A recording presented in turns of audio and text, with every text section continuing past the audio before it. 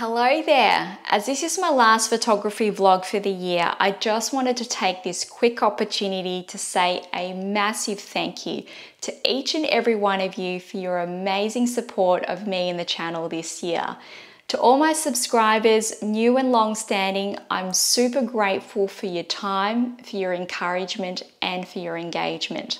It's always such a joy to hear and read your thoughts. And for those who connect with me on other platforms, thank you so much for sharing your photos and your stories with me. I know that most of the time I'm just speaking into a camera, but the interaction that I get to have with many of you does make the connection very much real. So I wish all of you and your families a stellar festive season, filled with lots of love, lots of joy, and a good dose of photography. Stay well, stay blessed, and I'll see you all in 2024, which I hope will be much bigger and brighter for all of us. And I hope you enjoyed today's video. Don't wait for the light to be gone. Thinking this part of the world is gonna love you and I. Don't it make sense not to learn to fly? We all have our own reasons for doing photography, and whether you're a new hobbyist, a long-time enthusiast, or a pro who does photography for a living, passion was probably what drew you into photography in the first place. Naturally, you want to grow and develop. You start to immerse yourself more in the photography world and see the photos taken by others. Instagram, X, Vero, Facebook. You might start to notice that maybe your photos don't look like what you're seeing around you. You either ignore it or you start to question things. Why doesn't my photo look as good as that? What am I doing wrong? Why am I spending all this time and money? Is it all worth it? Do I have what it takes? These questions gave me some food for thought on a recent camping trip. Questioning if your photos are good enough or if you have what it takes to be a good photographer can spiral into a loss of confidence and self-doubt. But it definitely doesn't have to be that way. Don't it make sense not to learn to fly? Don't it make sense not to learn to fly? So what does it take to be a good photographer? Well, I think the answer to that depends on your objectives and what you want out of your photography.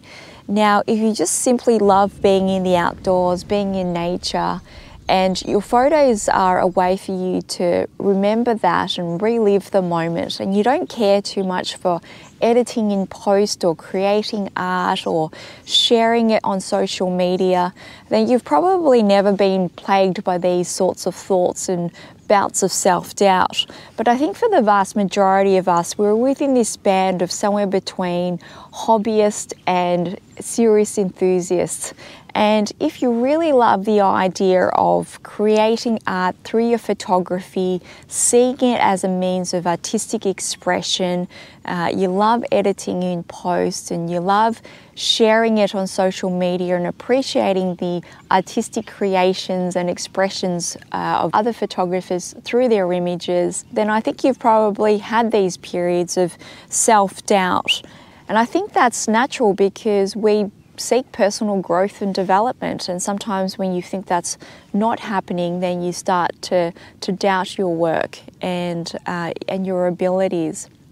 So I think experiencing these insecurities and questioning ourselves, that will forever continue, but it's important to realize when that happens and what we can do about it.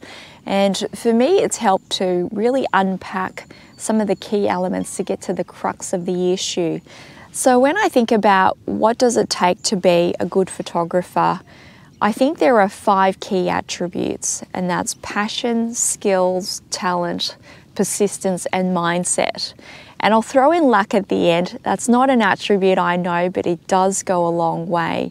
And these are my views only, so I'd love to hear your thoughts and generate a discussion about this. So if you've got any comments, thoughts, put them down below and share them with others, so we can all help each other when we're experiencing these pretty undesirable moments of self-doubt and questioning ourselves. So let me just sketch these sandpipers.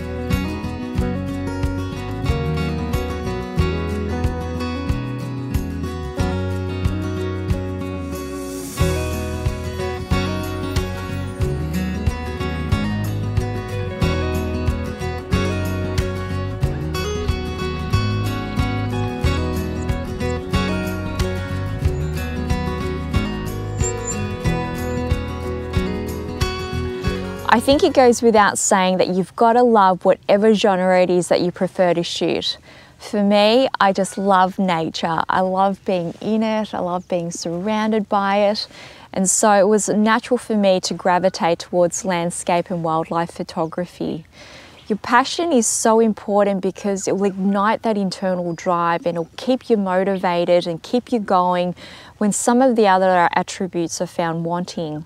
Now, your passion can manifest itself in a number of different ways, like going to bed with everything ready for your pre-dawn shoot at an ungodly hour the next morning, or spending a large chunk of your day just waiting for that opportunity to take that one shot, or having photography on your mind 24/7. So I think it's only natural that your passion is going to fluctuate over time. But I think the moment that you realize that you've lost that passion, you've lost the love for what drew you to photography in the first place, well then the writing's probably on the wall and it's probably time to try something new. I think you only have the slightest chance of doing well if you don't actually enjoy whatever it is that you do. But the moment that you love it, most of the time, nothing can stop you. But is having passion and fire in your belly enough to sustain you in the long term? Well, probably not, but I'm sure it would have been fantastic while it lasted. Oh God, I love animals, I love birds, I love nature. There's my passion.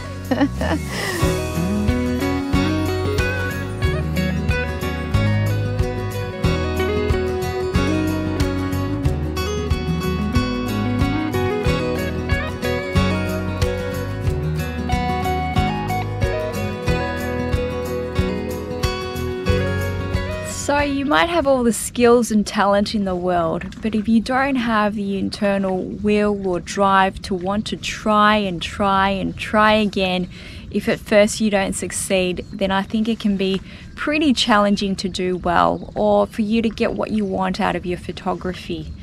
Now, if you're a beginner, your learning curve in the early days can be incredibly steep, but you'll learn so much. And if you've been doing this for a while now, you might feel that your learning curve is flatlining or stagnating somewhat, and it can be a little bit more difficult to measure your progress, but that doesn't mean that you're not making any. I think we're always developing, learning and growing personally. So look, I'm a big believer in working smarter and not harder. Excuse me. This is the shot that I've been waiting for. Oh, that was fantastic. So I was saying that I'm a big believer in working smarter and not harder, but with perseverance and hard work, I think you can reap big benefits and great satisfaction. And speaking of perseverance, I was just over there on the sandbank earlier this morning, and I was noticing pelicans as they were flying through, that they were skimming the surface of the water on this side. So I thought, I want to capture a front-on shot of them skimming the surface of the water, and I've worked my way over to this jetty, and I've been waiting for the most part of this morning. And as you can see, the sunrise has well and truly gone, and so the sun is quite high up, and rather harsh right now, and I haven't seen any pelicans come through, but I've persisted and I've stayed here, and I just knew that eventually I'll get more pelicans and I'd get my opportunity. And as I was speaking, we had a pair come through, but as I was filming, I couldn't get low enough, so I hope I've got some good shots there, and if they were, I'll put them up right now. But exactly to my point, don't give up, keep persevering, and that goes a very long way.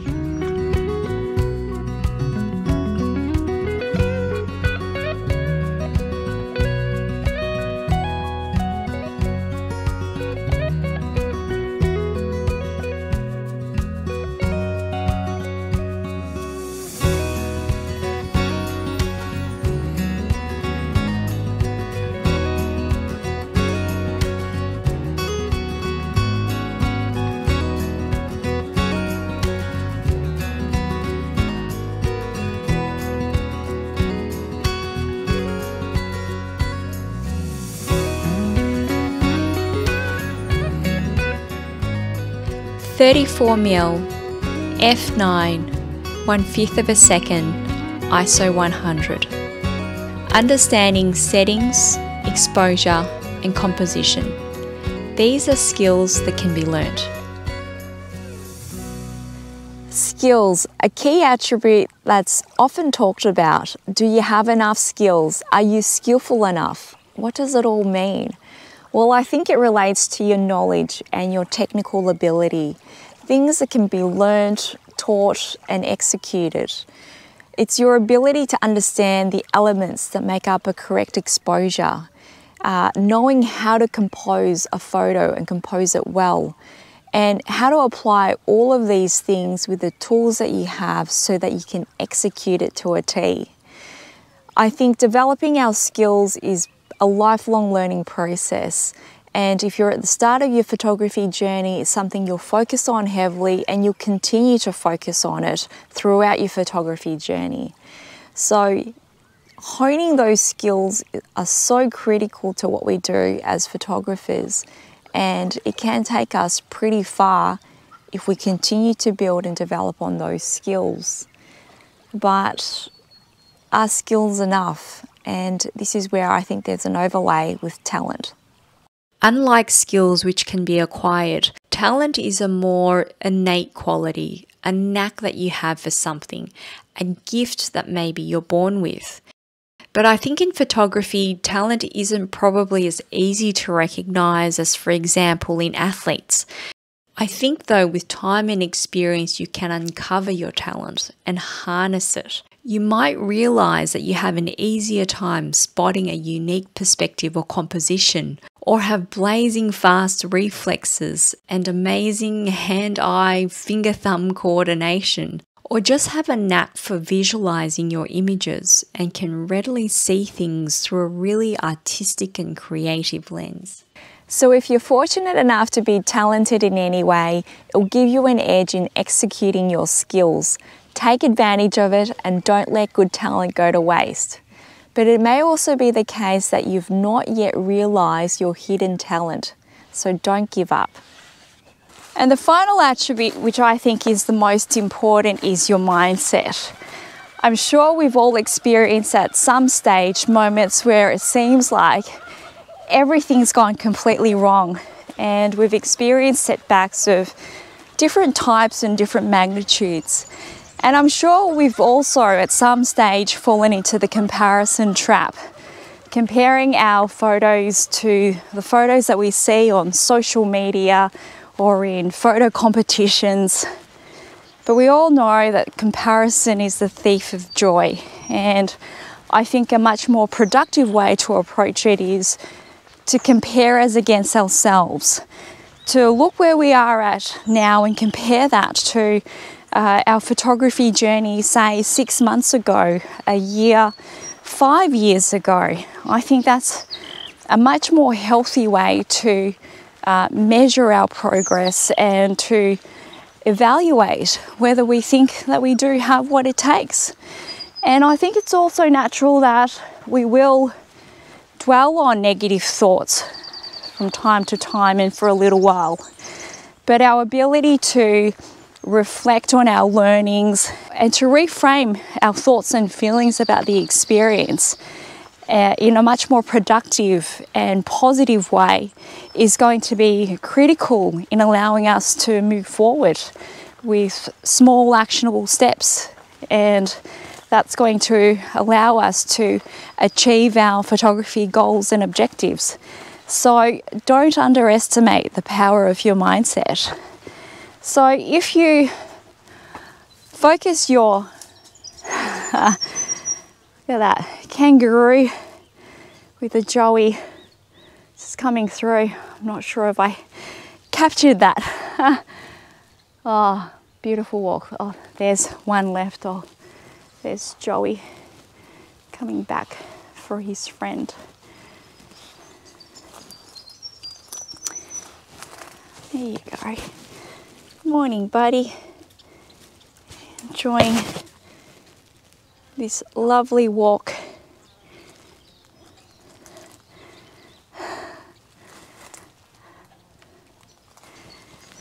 How cool is that?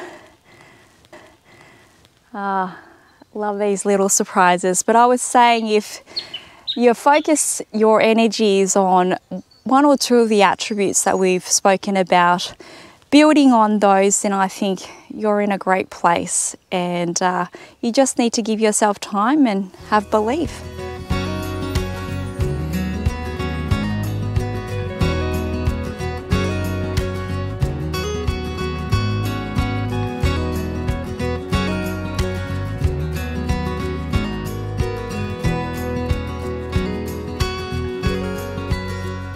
So there's one more element I'd like to cover, and I know it's not a personal attribute, but I think luck can have a huge impact on your photography experience.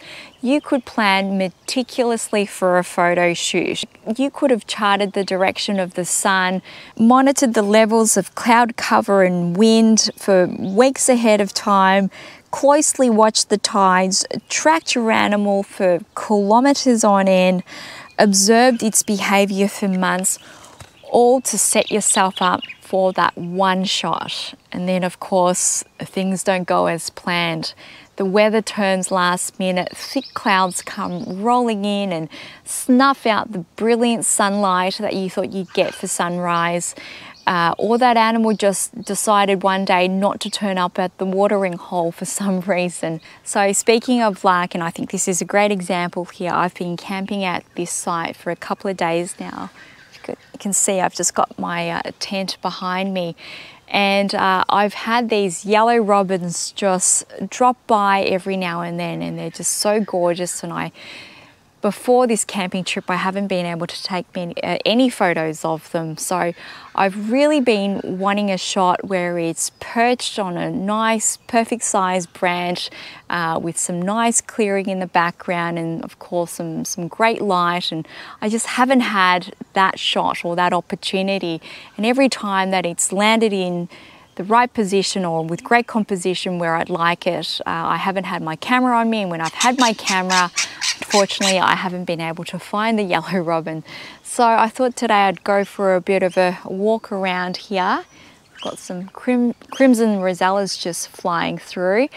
Anyway, I thought I'd go for a bit of a walk around here, and I was nearing at the end of my walk and almost packing up, and then I spotted the yellow robin just fluttering around in the bushes about 20 meters ahead of me. So I thought I'd sneak around and just wait in the bushes here. Got my camera out, and it was perched in the bushes. Took a quick dive to the ground, had caught something, and then was flicking it about, trying to give it a whack and knock it unconscious before it flew off. And I thought it was a worm, and in amongst all of that, I managed to grab some fantastic shots, and it turned out to be a gecko or a skink, I think, almost as big as the bird itself. And I'll put the images up shortly, but fantastic shots. And I've just been, I was so happy with those images, but you know, I was just lucky, in the right place at the right time.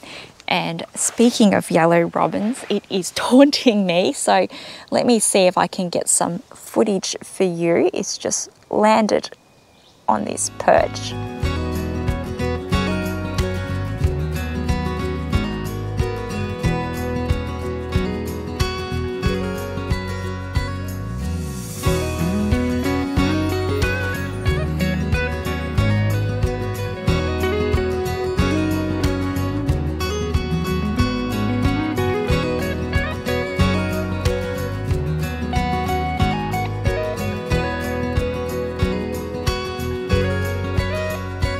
So I suppose the lesson here is that the more times that you get out there or you keep at whatever it is that you're doing, the more opportunities you're going to give yourself to get lucky.